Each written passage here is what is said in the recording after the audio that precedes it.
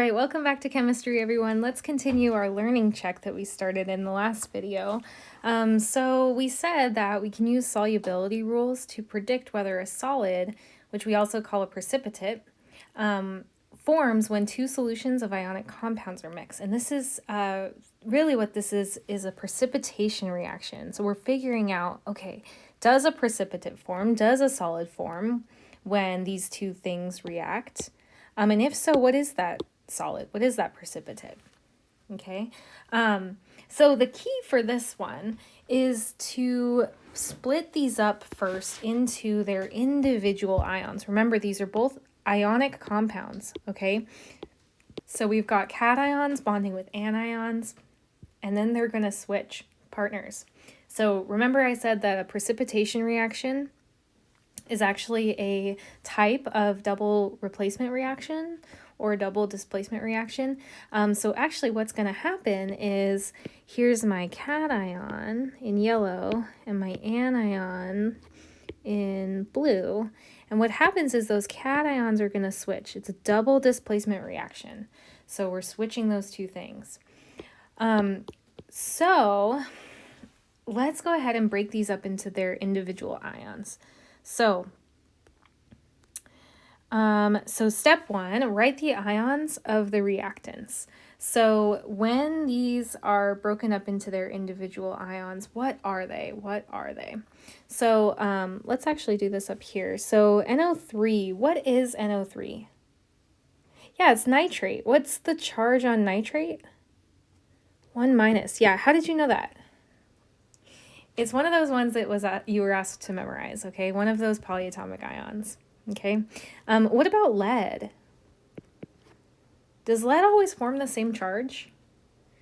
No, lead does not always form the same charge because it's a transition metal. So we need to figure out what kind of lead ions we have here. So let's look at our periodic table. We've got lead, it's a transition metal, Pb number 82, and it can form a couple different ions. So if we have two nitrates over here, and each of those nitrates has a -1 charge, on this side of the compound, we have a -2 total charge, right? Because I have two -1 charges. 2 times -1 is -2. So what must be the charge on that lead?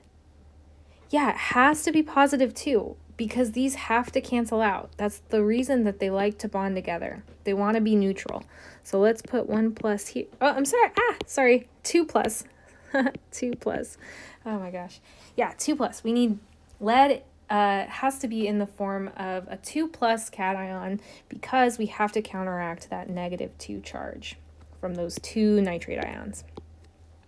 Okay, so we know we have Pb2+. So let's go ahead and write that here. We've got Pb2+, and I'm going to go ahead and write the state that it's in. I'm going to write aqueous next to it, and this is really important for precipitation reactions, and you'll understand why in just a little bit. So I'm building my reactant side of my equation right now with all of the individual ions. Okay, so, and actually what I really wanted to do was, I wanted to write this out again down here, just so we have, like, all the room that we need. Yeah, so our goal is to find what's on this side of the equation. That's our goal, okay? So I just wanted to write that out there. All right, so back to our splitting this up into individual ions. So now we're looking at our NO3. So NO3 1-, and we have two of them. So let's go ahead and write that, NO3, and we can just put minus or 1-, it's up to you. Again, that's aqueous, right? Dissolved in water. That's what we're doing with both of these compounds. Okay. All right, and then we also have, let's get this over a little bit. We also have potassium. So what kind of potassium ions do we have? Well, potassium always forms the same ion, right? It always forms a 1+ ion. Yeah, it's a regular metal. It's not a transition metal, so it only forms that 1 plus. It wants to lose an electron to be like argon. All right, and then SO4. What's SO4's charge? Yeah, 2 minus. It's sulfate. That's another one you needed to memorize. And this makes sense why our formula looks the way it does. Why we have that 2 next to that K is because we need 2 pluses to counteract that 2 minus charge on sulfate. Okay, so let's go ahead and write those ions. So we've got K1 plus, again, in the aqueous form, plus, or dissolved in water, right? SO4, 2 minus, and that's again aqueous. Okay, so this is pretty long. This is all still on the reactants side. So these can get kind of long. All right, so what I've done is I've broken these up into our ions. So let's go ahead and keep our color coding here. So we've got our cations and we've got our anions. Okay, so we said these two are going to switch when after the reaction, right? We have a double displacement reaction. So we're going to have different things bonded together after the reaction than we did before the reaction. So this is kind of where we need to start using our solubility rules, because I want to figure out what over on this side of the equation is going to have a solid instead of an aqueous next to it. So I hope that makes sense. What am I going to make that's going to be in the form of a solid? Oops, because that's going to be my precipitate, right? So our lead is going to bond with our sulfate. So let's look at just those for now. So we need to figure out if these two, when they form a compound, when lead bonds with sulfate, when they form a compound, is that compound going to be soluble in water or is it going to be insoluble? If it's soluble, it's going to have that AQ, right? It's going to be aqueous. It's going to be dissolved in water. If it's not soluble, it's going to have that S next to it, right? It's going to be a solid. It's going to be a precipitate. So let's figure this out. So Pb bonding with SO4 2 minus. Well, let's go back up to our solubility chart and let's see where is Pb? Well, Pb is here and here, and SO4 is here. Okay, so it looks like an ionic compound is soluble in water if it contains one of the following: SO4 2 minus, except when bonded with Pb. Okay, so Pb and SO4, is that going to be a soluble compound in water? No, it's not. Normally sulfates are, it looks like, right? But it's not because it's bonded to lead. So let's go ahead, that we've already found a solid. So Pb. So now what we do is that we actually write it as one compound, right? Because they're bonded together and because this is our solid. So I'll explain this in a second. So now we have a solid. It's bonded together. It's not split up into ions anymore because it's bonded. It's made a solid. It's made a precipitate. Okay, so let's go ahead and write precipitate, solid. Okay, just scoot that over there. All right, so let's just double check though. All I did was I wrote those two things bonded together. I didn't make sure that my formula, my chemical formula, was correct. So I didn't check on my subscripts or anything. So let's see here. So we've got SO4, which has a 2 minus charge, right?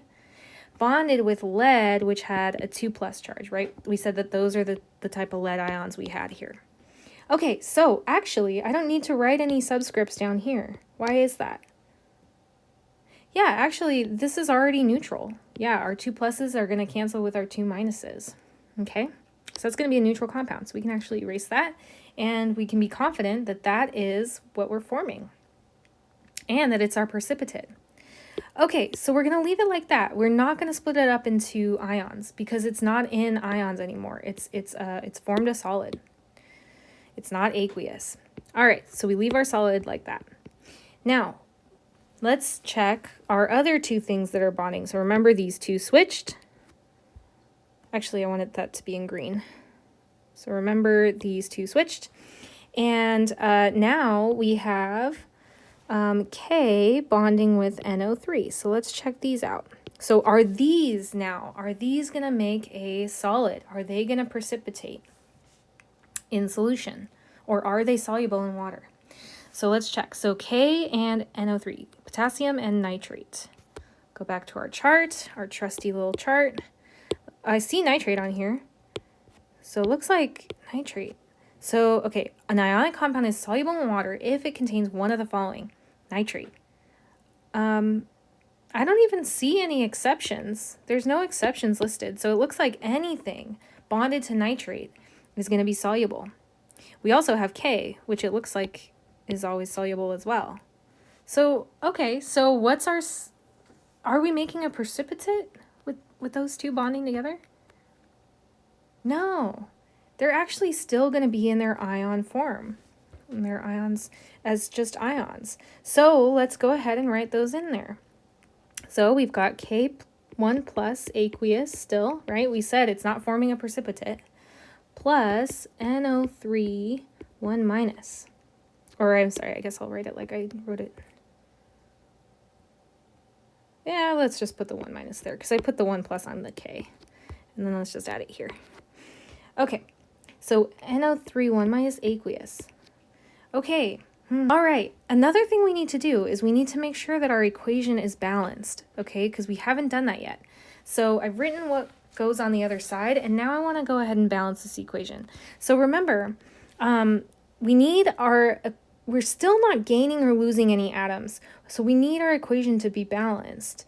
So let's look at this. So we have Pb, NO3, and this says we have two of those. So we need to put our 2 here, okay? Then we have 2 of these Ks, so we need to put 2 there as well. Okay, so that's just on the reactant side. Now we have to figure out on the product side. So for PbSO4, on the left we have 1 Pb, okay, and on the right we have 1 Pb. SO4s, we have 1 SO4 on the left, so we have 1 on the right. And then K1 plus, we actually have 2 on the left, but that's okay. We can put 2 on the right as well. And then NO3s, we have 2 on the left, and let's make it 2 on the right then. All right, so now this is actually balanced.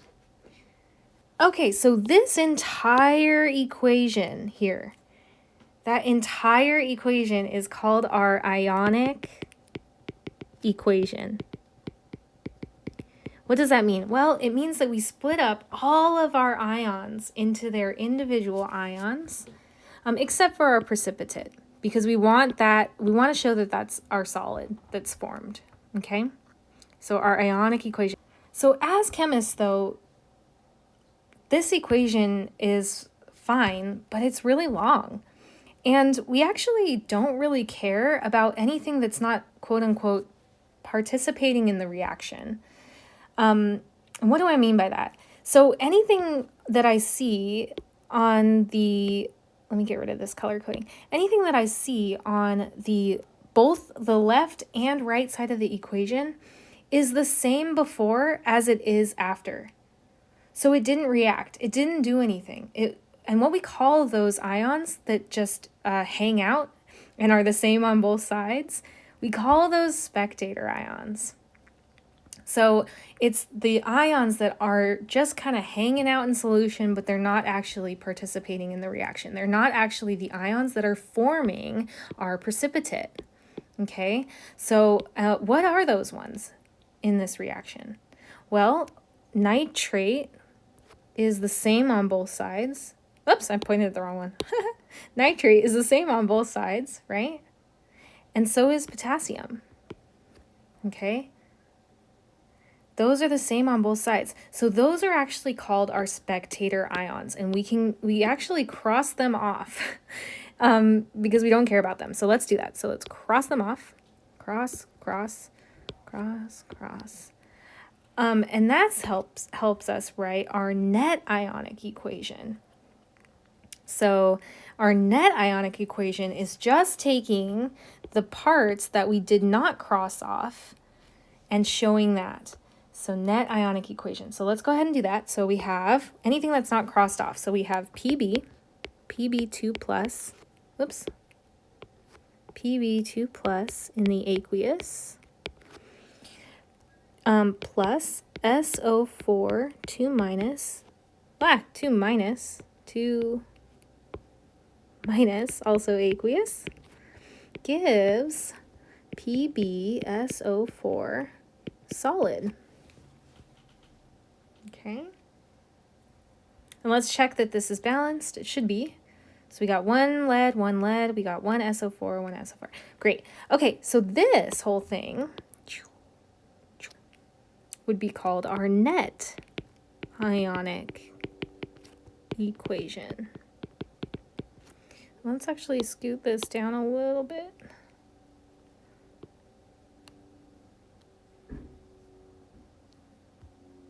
Because that copyright thing is bothering me. There we go. I guess we'll do it like that. You guys get the gist though, right? So this net ionic equation excludes the spectator ions. Spectator ions, they're just spectating. They're not actually part of the reaction.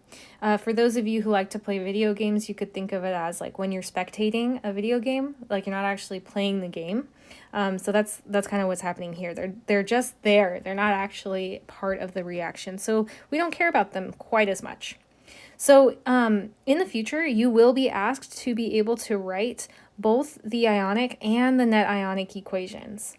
Okay, you need to know how to do this. In fact, you need to know how to do this entire learning check on your own. So what I would recommend that you do is you practice some of the textbook problems.